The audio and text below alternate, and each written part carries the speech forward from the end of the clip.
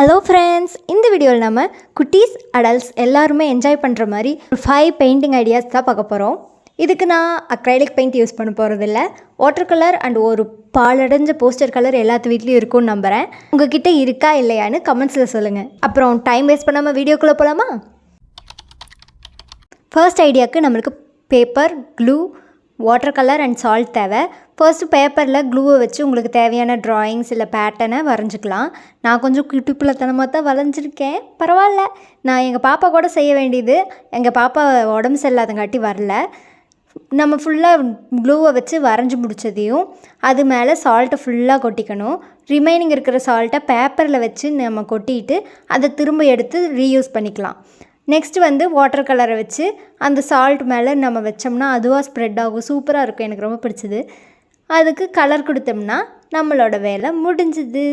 இதுக்கு நீங்கள் water colour paper use பண்ணிங்கன்னா இன்னும் நல்லா வரும். என்கிட்ட அது இல்லாதங்காட்டி நான் நார்மல் பேப்பர் தான் யூஸ் பண்ணியிருக்கேன். Final result tada! நம்ம செகண்ட் ஐடியாவுக்கு paper, poster colour and thread இருந்தால் போதும். அந்த த்ரெட்டை உங்களுக்கு தேவையான கலரில் டிப் பண்ணி எடுத்துக்கணும். ஃபர்ஸ்ட் நான் லைட் கலர் தான் யூஸ் பண்ணுறேன். அதை பேப்பரில் கிறுக்கா முறுக்கான்னு வச்சுக்கணும். உங்களோட இஷ்டம் எப்படி வேணாலும் வச்சுக்கலாம். அப்புறம் அதை பேப்பரில் இருந்து இழுத்தா நம்மளுக்கு ஃப்ளார் மாதிரி வரும். பர்ஃபெக்ட். சேம் ப்ராசஸை டார்க் கலருக்கு ரிப்பீட் பண்ணும். 2 பேப்பருக்கு நடுவில் தான் வைக்கணும்னு அவசியம் இல்லை. ஒரு பேப்பரில் வச்சு இழுத்தாலும் வரும். எங்கள் வீட்டில் குட்டீஸ் ட்வின்ஸ் இருக்காங்க.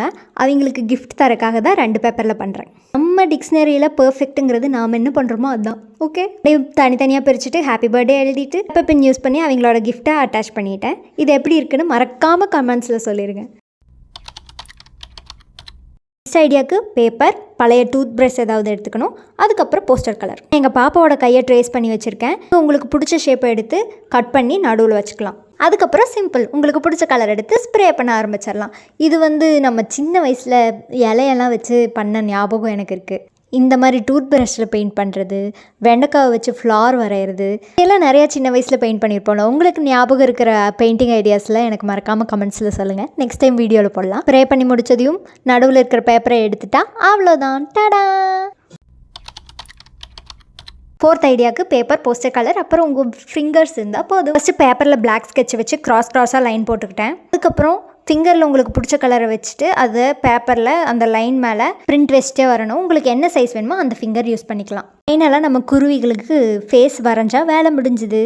இதே டெக்னிக்கை புக் மார்க் செய்யும்போது நான் எங்கள் பாப்பா கூட யூஸ் பண்ணியிருப்பேன். நான் செம க்யூட்டாக இருக்குல்ல.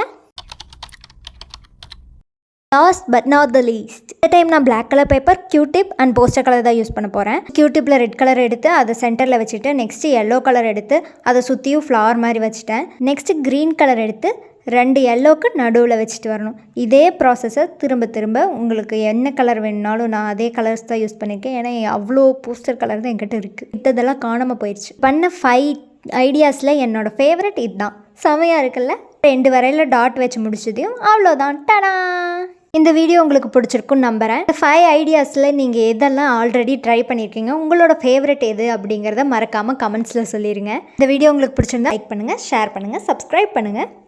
நெக்ஸ்ட் வீடியோவில் பார்க்கலாம். Bye bye.